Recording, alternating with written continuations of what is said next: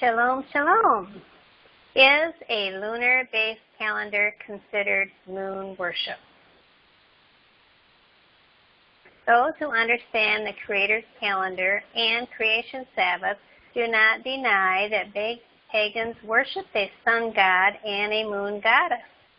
Indeed, mankind has exalted the creation over the Creator and has made gods of nearly everything under the sun, including the sun. Should we then consider the sun, moon, and stars as evil? Is there anything wrong with observing these luminaries in the heavens? Are you worshiping your wristwatch if I ask you for the time and you look at it? It is misguided to say that those who look to the heavens to tell what day it is are worshiping the moon. Isaiah 58:12 says, "Those from among you will rebuild the ancient ruins. You will raise up the age-old foundations, and you will be called the repairers of the breach, the restorer of the streets to which to dwell in." And here's a picture of the old foundations that need built up. These are the last days.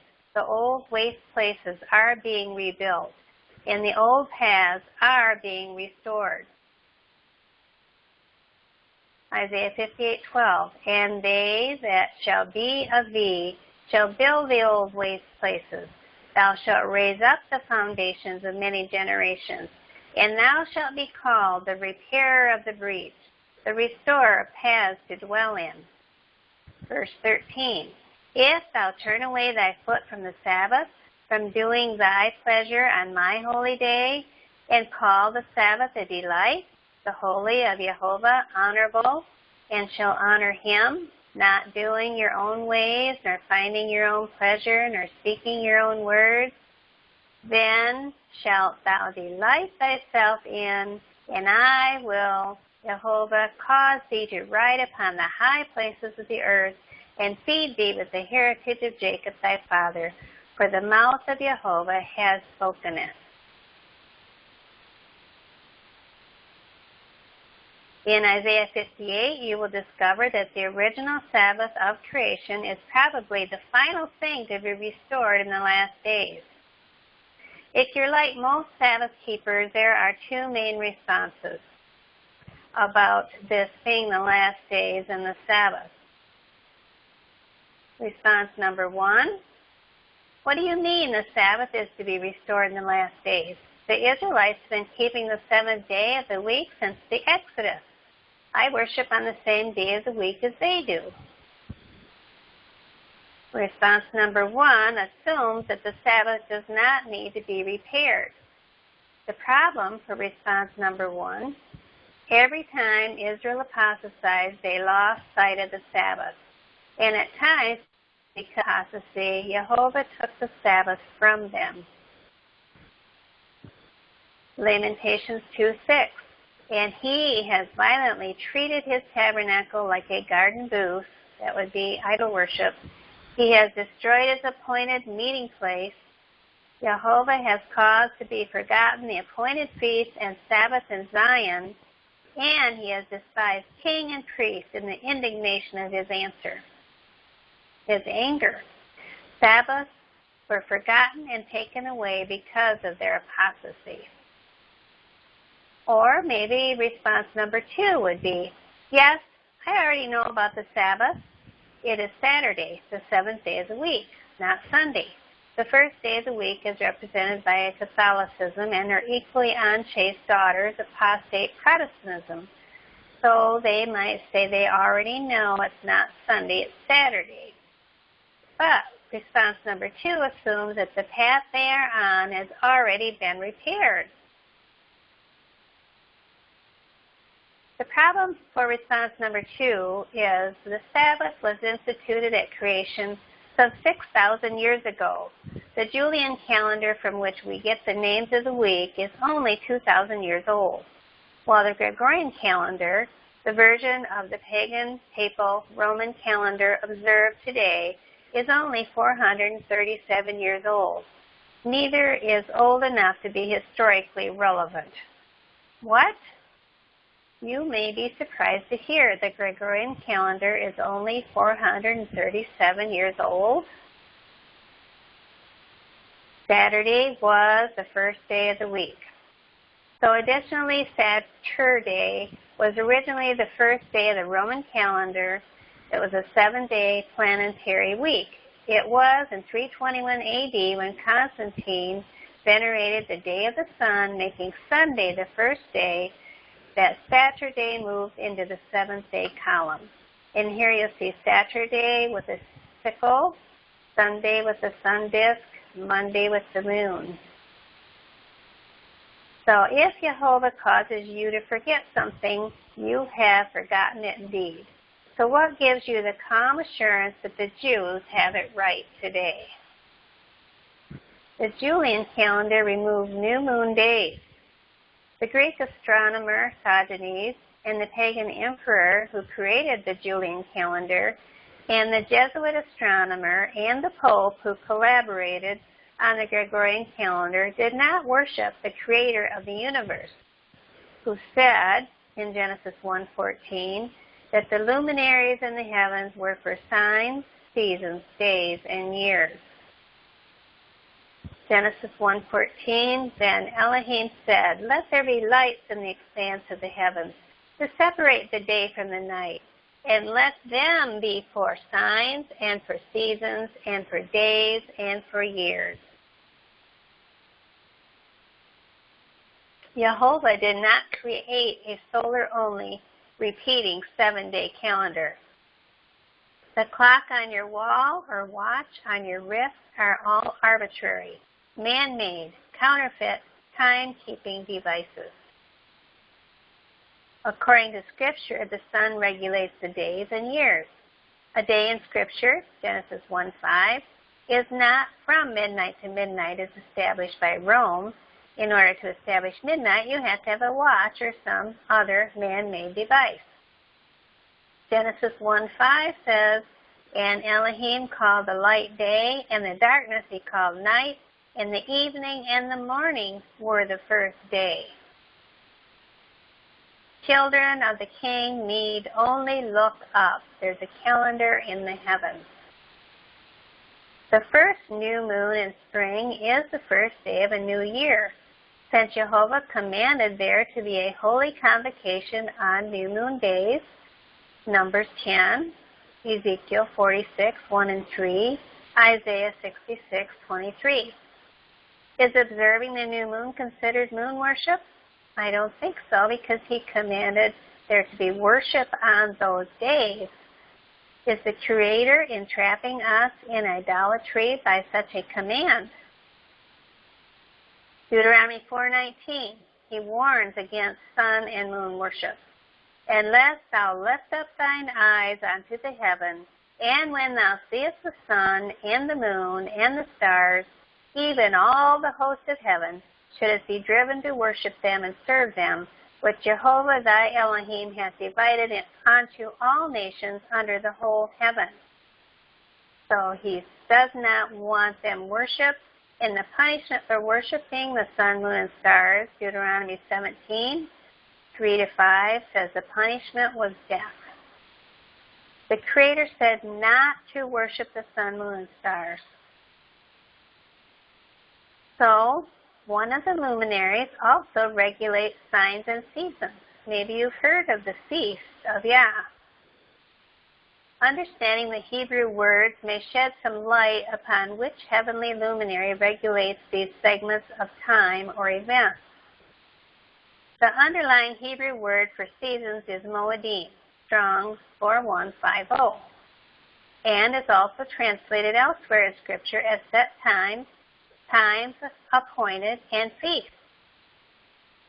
Psalms 104:19, he appointed the moon for seasons. The sun knoweth its going down. The Creator's festivals, appointments, and times are regulated by the moon, as we just read in Psalms 104:19. For example, the 14th day of the first month, or moon, is Jehovah's Passover. Right here it would be the 14th day would be Passover, the 15th would be a Sabbath. The first day of the 7th month is the Feast of Trumpets. That would be on a new moon day, the first day of a 7th month. But is the weekly Sabbath regulated by the moon? Is the Sabbath a moed, an appointed time? Here we have the phases of the moon. The all-dark new moon is day 1. The first quarter is the first Sabbath, announcing the first Sabbath. The full moon is announcing the second Sabbath. The last quarter announces the third Sabbath. And then the last Sabbath would be the 29th day before New Moon Day. So there is approximately 7 days between each phase. And originally, when the calendar was always a 30-day month, there was always exactly 7 days between each quarter phase, announcing the Sabbath. So let's see what Scripture says. The underlying Hebrew word for signs is oath, Strong's 226, which means signal or beacon. The Sabbath is called a sign, using the same Hebrew word, oath, in 3 texts, Exodus 31:13, Ezekiel 20:12, and 20:20. So we're going to read these 3 texts. Exodus 31:13, Speak thou also unto the children of Israel, saying, Verily, my Sabbath keep, it is a sign, for it is between me and you throughout your generations, that you may know that I am Jehovah that does sanctify you. Ezekiel 20:12, Moreover, also I gave them my Sabbath to be a sign between me and them, that they might know that I am Jehovah that does sanctify them. And Ezekiel 20:20, And how are my Sabbaths, if they shall be a sign between me and you, that you may know that I am Jehovah, your Elohim. Like a lighthouse or radio tower, this light turns on and off. It starts dark and gets lighter, all the way lit, halfway, then back to dark again. So, for instance, can you go outside and tell me which day of the week it is by looking at the sun? No. Can you tell me by looking at the sun that it is the Sabbath? No. A student of the creation calendar can tell work days from new moon days and Sabbath simply by observing the moon. The moon is a beacon. It waxes on and then wanes off. It's brighter and then dimmer every month. It starts over again. Some say that the pure woman in Revelation shows that the remnant of Yah's people will have overcome moon worship. Israel fell into Baal, sun worship, not moon worship.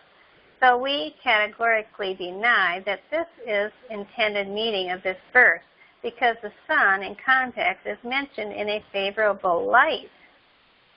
And there appeared a great wonder in heaven, a woman clothed with the sun, and the moon under her feet, and upon her head a crown of 12 stars, Revelation 12:1. Notice that she is not standing or stomping on the moon. The text says that the moon is under her feet. It's her foundation. Isaiah says the creation Sabbath, a lunar event, will be restored in the last days. Genesis 1:14 says that the luminaries in the heaven, Jehovah's timepieces, are for signs, seasons, Hebrew word moed, moedim, days and years. Psalms 104:19 says that the moon is appointed for seasons, moedim, the appointed time. Leviticus 23:1-3 reveals that the Scripture is the first of Yah's feasts, the same Hebrew word moedim. Is observing the moon considered moon worship? Scripture says to observe the month, literally new moon, of Abib, Deuteronomy 16:1. Observe the Feast of Unleavened Bread, Exodus 12:17. Observe the Feast of Weeks for Pentecost, Exodus 34:22. Observe the Feast of Tabernacles, Deuteronomy 16:13. Observe the Sabbath for a perpetual covenant, Exodus 31:16. Observation is done with the eyes. Every one of these appointed times are regulated by the moon as certain numbered days of the month, or moons. It is impossible to keep these appointed times without observing the moon. Jericho means its month. See Strong's 3405 and 3394. And Jericho was known for moon worship. It was a center of moon worship. Maybe you didn't know that. The first thing Jehovah had Israel do, remember, with Joshua, was to destroy a pagan moon worship system and at the same time reestablish his own lunar solar calendar and Sabbath. The Battle of Jericho is more about the calendar of heaven than it is about the conquest of Israel. If observing the moon, as commanded in Yah's word, is considered moon worship, then what is looking to a solar-only pagan calendar to regulate Sabbath considered? Sun worship, of course.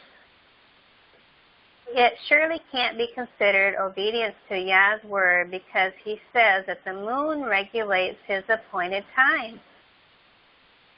In Matthew 15:9, he says, "In vain they do worship me, teaching for doctrine the commandments of men." Isaiah 66:23 says, "And it shall come to pass that from one new moon to another, and from one Sabbath to another, shall all flesh come and worship before me, saith Jehovah." And it's not by coincidence, it's nature's testimony. The quarters are weeks, each one apart. The moon phases. The days that are Sabbaths are 8, 15, 22, 29. So please go check out the website, lunarsabbathday.com, for more information, articles, and videos about the Creator Sabbath. And thank you for listening. Shalom, shalom.